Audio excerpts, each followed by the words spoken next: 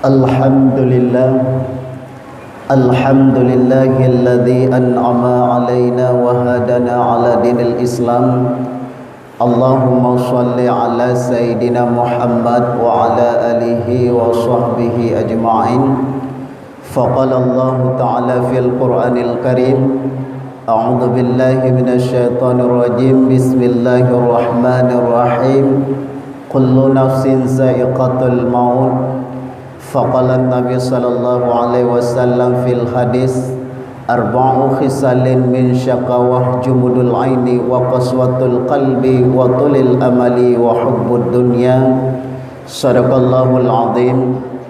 Di awal langkah yang pertama dan yang paling utama, mari sama-sama kita memuja dan memuji kehadiran Allah Subhanahu wa taala, yang mana oleh Allah Subhanahu wa taala pada hari ini telah memberikan kesempatan kepada kita bersama sehingga kita dapat melaksanakan tugas dan kewajiban kita terhadap Allah Subhanahu wa taala, yakni kita laksanakan salat Jumat secara berjamaah.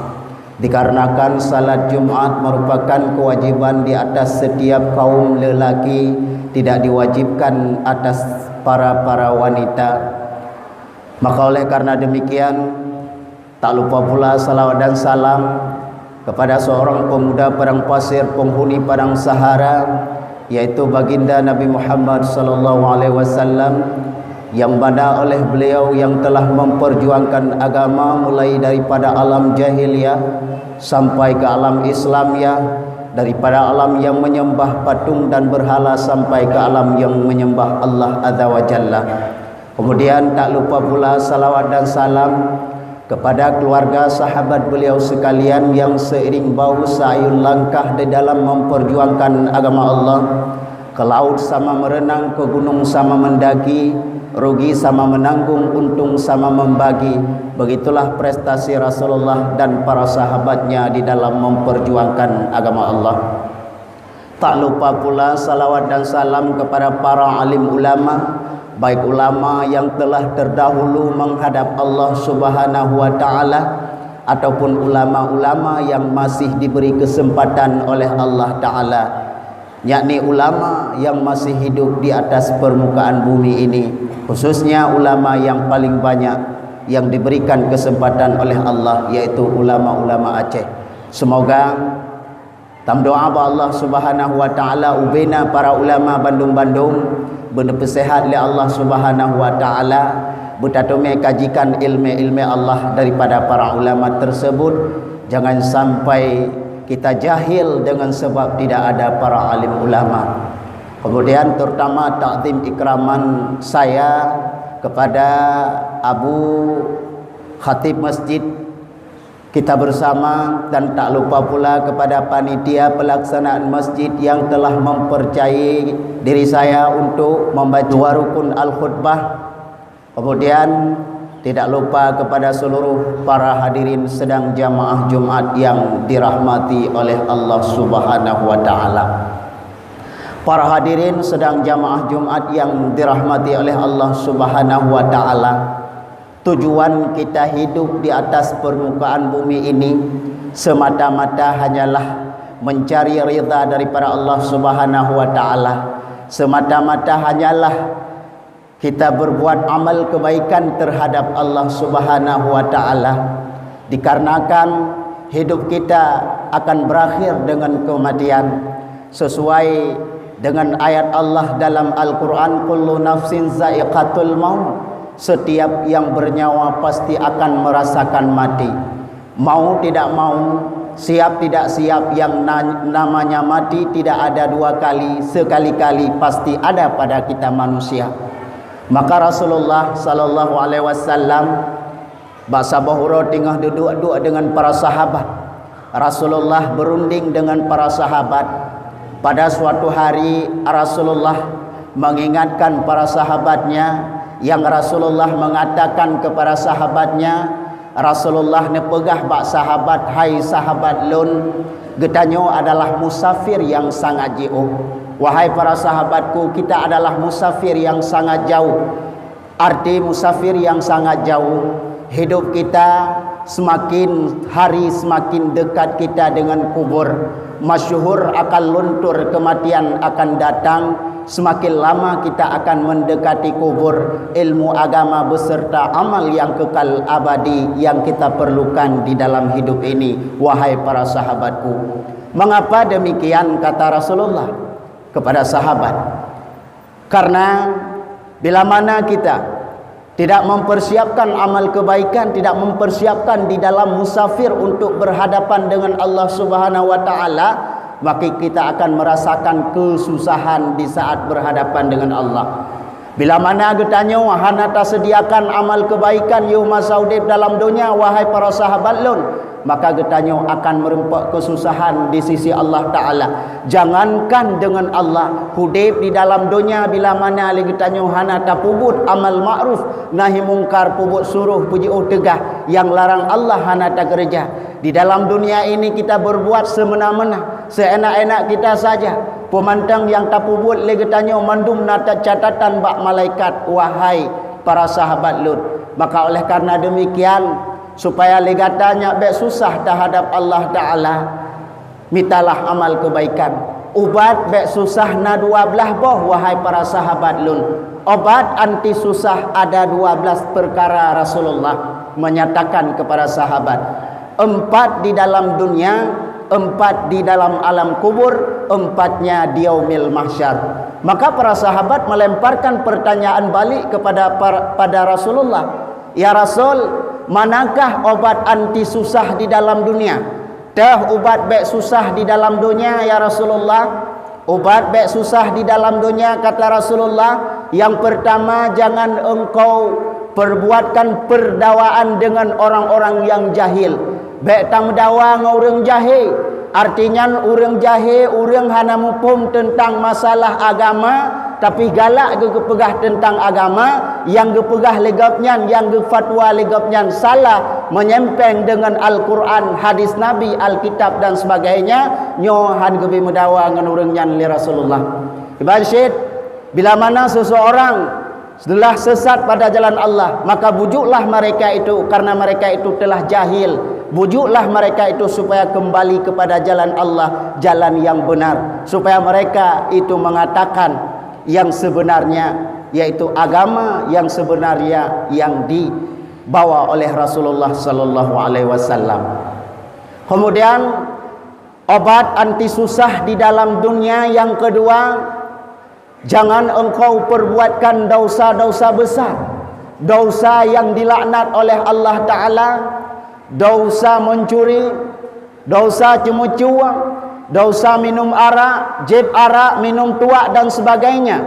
Itu adalah dosa yang sangat dimurkakan oleh Allah. Dosa perzinaan, bila mana legata selalu tapi kekaldro di dalam pubut dosa-dosa raya, maka akan terasakan kesusahan di dalam dunia. Tak kala lagi tanya sira orang kala tak pubut dosa raya yang dosanya gemurka oleh Allah, sehingga lagi tanya selalu di dalam perbuatan dosa tersebutnya, maka getanya akan merasa kesusahan di dunia. Kata rasa susah, jangankan akhirat tinggal abu-abu rungsik lun sekalian, si putih Tuhan muda sedang pendengar yang dimuliakan oleh Allah. Maka oleh karena demikian, saigianya dan ada baiknya kepada kita manusia, yaitu merupakan hamba yang telah diciptakan oleh Allah Subhanahu wa taala, hamba-hamba yang disuruh untuk berbuat amal kebaikan terhadap Allah Ta'ala, agar kita tidak mendapatkan celaka di sisi Allah. Orang yang mendapatkan celaka di sisi Allah ada 4 orang kata Rasulullah. Manakah orang-orang tersebut yang mendapatkan celaka di sisi Allah? Yang pertama, jumudul aini, orang-orang yang kering air mata. Arti orang yang kering air mata adalah orang-orang yang tidak mengenangkan akan dosanya yang telah dilakukan terhadap Allah Ta'ala, seolah-olah mereka itu tidak berdosa dengan Allah. Seolah-olah dia bertanya hana dosa dengan Allah, tapi dia bertanya orang berdosa dengan Allah. Coba kita bayangkan seberapa banyak dosa yang telah kita lakukan, sebanyak buih yang ada di lautan, sebanyak gunung yang ada di atas permukaan bumi ini, sebanyak dedaunan yang ada di atas permukaan bumi ini. Kadang-kadang duknan dosa yang kalian telah lakukan terhadap Allah, kadang-kadang sebesar itulah dosa yang telah kita lakukan terhadap Allah, tapi kita manusia biasa-biasa saja, seolah-olah kita tidak berdosa kepada Allah. Padahal Allah menyuruh kepada kita manusia, tak kala kamu hambaku telah berdosa terhadap Allah Ta'ala, maka saigianya ada baiknya bagi dirimu untuk bertaubat kepada diriku. At-taubati ala dzambi kasabuni ala saubi. Taubat di atas dosa laksana sabun di atas pakaian. Kita bertaubat kepada dosa yang telah kita lakukan terhadap Allah Ta'ala laksana sabun di atas pakaian. Tak kala pakaian tersebut itu tidak dikasihkan sabun, maka pakaian itu tidak akan menjadi pakaian yang bersih. Begitu juga tak kala kita telah berdosa kepada Allah Ta'ala, tidak kita minta ampun kepada Allah, maka Allah tidak akan mengampunkan dosa kita hamba. Maka itulah golongan yang pertama, orang yang mendapatkan celaka di sisi Allah. Golongan yang kedua yang mendapatkan celaka di sisi Allah, qaswatul qalbi, orang-orang yang keras hatinya. Hati kita keras bagaikan batu. Hati kita nyo lagi anak batai ke. Kadang-kadang Allah Ta'ala selalu memberi peringatan kepada kita nyo, tapi le kita nyo biasa-biasa mantap, tidak mau beribadat, tidak mau bertobat kepada Allah Ta'ala. Manakah Allah Ta'ala menguji kita nyo manusia lagi contoh dalam keadaannya. Sekarang kita sedang dilanda oleh penyakit yang dinamakan penyakit corona. Nyo adalah merupakan ujian daripada Allah Subhanahu wa Ta'ala untuk getanyo manusia, agar getanyo manusia menjadi manusia yang syukur kepada Allah Ta'ala. Selalu kita dekatkan diri kepada Allah Ta'ala, baik tak puji uhdro dengan Allah. Maka itu adalah merupakan orang-orang yang keras hati, bila mana orang tersebut tidak mengingat bahawa semua musibah yang diberikan itu daripada Allah Ta'ala, bahawa teguran untuk kita manusia untuk lebih banyak memperbuatkan ibadah terhadap Allah. Rambut kita yang diberikan uban oleh Allah, getanyo yang nepu putih oleh Allah Ta'ala, nyan peringatan Allah bahwasanya le Allah Ta'ala nepingat bak getanyo manusia, kain kafan itu kain putih, ija kafan adalah ija putih. Hai hambalun, beta ingat suatu saat gata akan tamati, maka bek tak peladro, bek tak pekerja hati udip di dalam dunia. Selalu kita ikuti pengajian, selalu kita kajikan tentang masalah-masalah agama, agar kamu menjadi manusia-manusia yang terpetunjuk. Kemudian yang ketiga, orang-orang yang mendapatkan celaka di sisi Allah adalah tulil amali, orang yang panjang cita-cita. Cita-cita tidak sesuai dengan diri kita, maka bila mana suatu saat nanti tidak kita capai cita-cita tersebut, maka dengan cita-cita itulah kita menjadi kecewa, kemudian menjadi orang yang tidak waras lagi. Itu celaka juga diberikan oleh Allah. Kemudian yang keempat, orang-orang yang mendapatkan celaka di sisi Allah adalah hubbud dunia, terlalu cinta kepada dunia, melupakan akhiratnya. Padahal Allah selalu memperingati kita manusia agar kita jangan menjadi manusia-manusia yang mendapatkan kerugian di sisi Allah. Ayat Allah dalam Al-Quran, wal asri, demi masa Allah bersumpah, innal insana lafi khus, bahwa manusia ini di dalam keadaan kerugian, illal ladzina amanu, kecuali manusia-manusia yang tidak rugi adalah orang-orang yang beriman terhadap Allah Ta'ala. Maka beda orang beriman dengan orang Islam. Setiap kita katakan orang Islam, belum tentu orang itu mempunyai iman. Setiap kita katakan orang beriman, tentu orang itu merupakan orang Islam. Maka oleh karena demikian Allah menyuruhkan, memanggilkan di dalam Al-Quran, ya ayyuhalladzina amanu, hai orang-orang yang beriman. Tidak dipanggil ya ayyuhalladzina aslamu, hai orang-orang Islam. Maka oleh karena demikian, kita kembali kepada sesi yang di belakang. Getanya wala mulikut kedih bak masalah ubat bek susah di dalam dunia. Kemudian ubat bek susah dalam dunia yang kelhe nepegah li Nabi, bek legata tamegaul urang inang ngan urang agam yang sah nikah.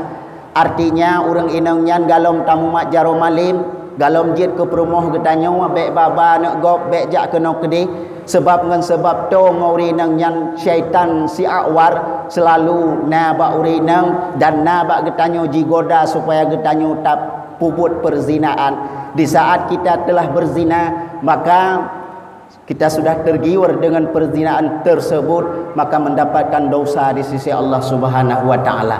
Kemudian ubat bek susah yang kepet di dalam dunia ni pegah li Rasulullah, bek tamongon ngan manyit, jangan engkau berkawan dengan jenazah. Maka para sahabat menanyakan, ya Rasulullah, yang teh manyit adalah urang kaya krit, artinya mati ati tua ke agama, gemeterkahan getim, genguihan yang merupakan manyit pada pandangan Allah. Orang yang kikir, orang yang tidak mau menyumbangkan hartanya di jalan Allah Ta'ala, maka orang itu dinamakan jenazah oleh Allah Ta'ala. Maka oleh karena demikian, para hadirin sedang pendengar yang dimuliakan oleh Allah Subhanahu wa taala, itulah obat anti susah di dalam dunia.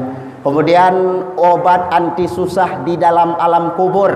Rasulullah mengingatkan kepada sahabatnya, kuburan merupakan rumah tanah, bawa tika dan alga untuk kamu tidur di dalam alam tanah sana.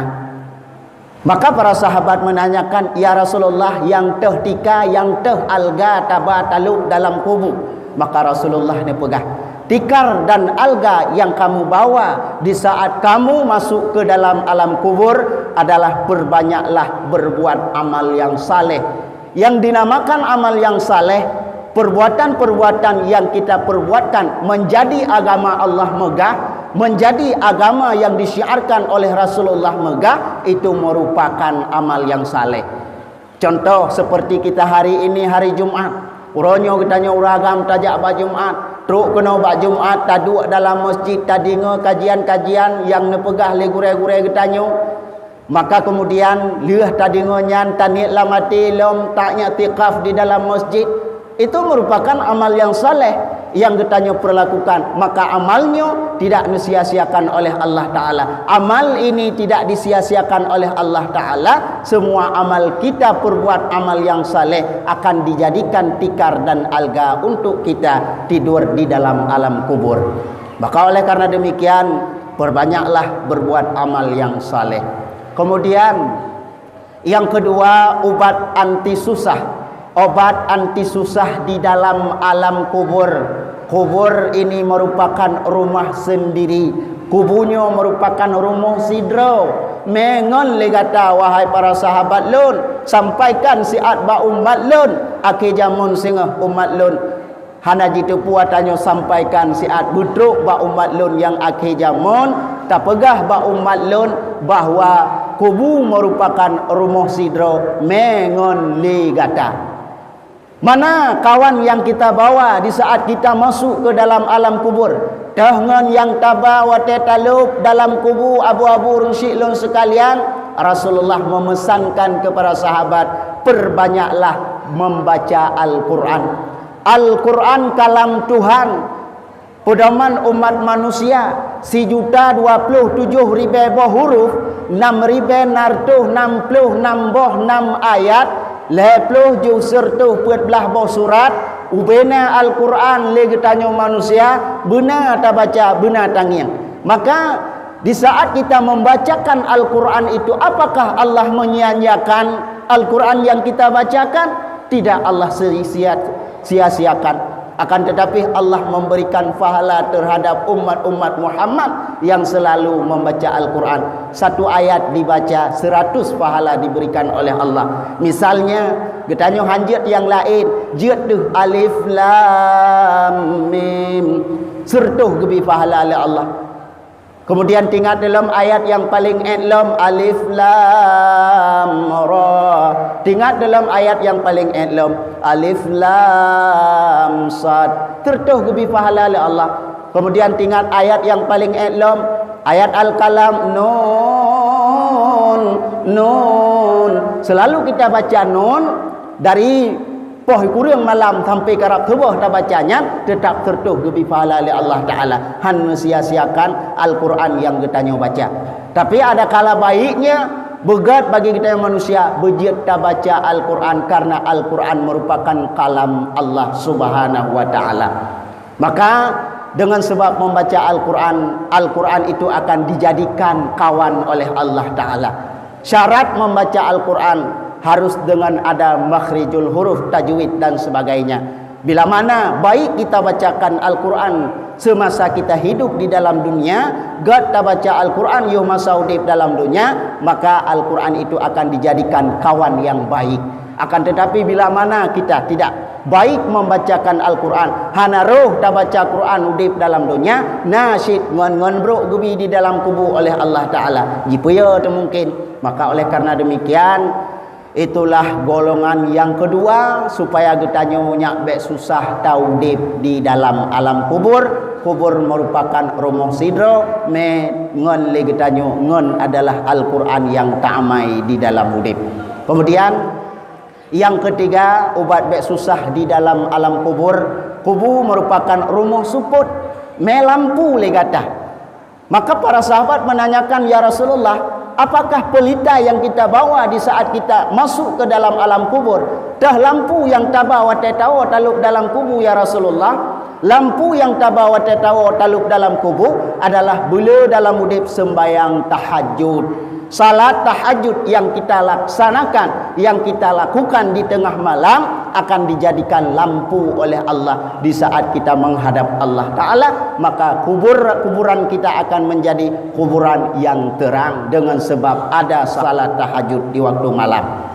Kemudian itulah kelebihan yang diberikan untuk umat Muhammad. Jangankan nyan kelebihan Nabi ketanya umat Muhammad, le kelebihan-kelebihan yang lain yang Nabi le umat Muhammad. Contoh lagi kita nyota baca tasbih. Nyota baca tasbih Nabi fahala le Allah Ta'ala. Lagi kata pula bak kaya tiba di dalam syurga. Keterangannya bak sabah ura Rasulullah takala nepi Isra dan Mi'raj le Allah Ta'ala. Takala Rasulullah nepi Isra dan Mi'raj mulai daripada Masjidil Haram sampai ke Masjidil Aqsa, bahkan Nabi sampai ke Sidratil Muntaha, bahkan Nabi truk ke di langit merumpak dengan Allah Ta'ala, sampailah Nabi gebali malaikat Jibril ke di bak Masjid Baitul Ma'mur. Yang Masjid Baitul Ma'mur itu adalah merupakan masjid yang diangkat oleh Allah Ta'ala takala sampan Nabi Nuh gepe karam le Allah Ta'ala. Takala but Nabi Nuh gepe karam le Allah, diangkat le Allah Ta'ala Masjid Baitul Ma'mur. Jadi sono pedua bak Masjid Baitul Ma'murnya sampai uronyo adalah Nabi Allah Ibrahim alaihi salam. Kemudian Rasulullah dibawakan untuk bertemu dengan Nabi Ibrahim. Rasulullah menjabatkan tangan kepada Nabi Ibrahim seraya berkata, Assalamualaikum ya jaddi. Assalamualaikum nek lun Ibrahim.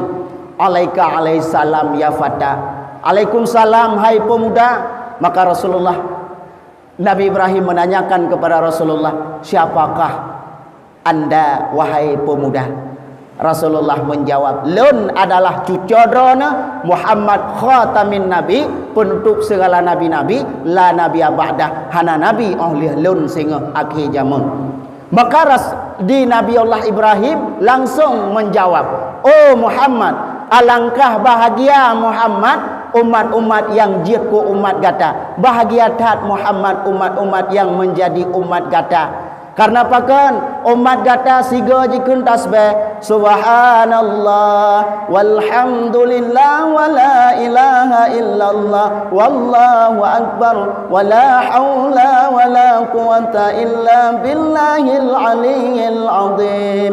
Ne pula bak kail Allah dalam syurga siba akan ditumbuhkan pohon kayu untuk kita bernaungan sehingga di uro pagi abu-abu rusik lun sekalian. Maka oleh karena demikian, belilah legitanyo dalam udip sembahyang tahajud dan membaca tasbih agar diberikan pahala oleh Allah Subhanahu wa taala. Kemudian golongan yang keempat, obat anti susah di dalam alam kubur. Kubur merupakan rumah persoalan mungkawan nangkir. Kuburan ini adalah persoalan mungkawan nangkir, tempat mungkawan nangkir menanyakan dan memeriksakan kita manusia.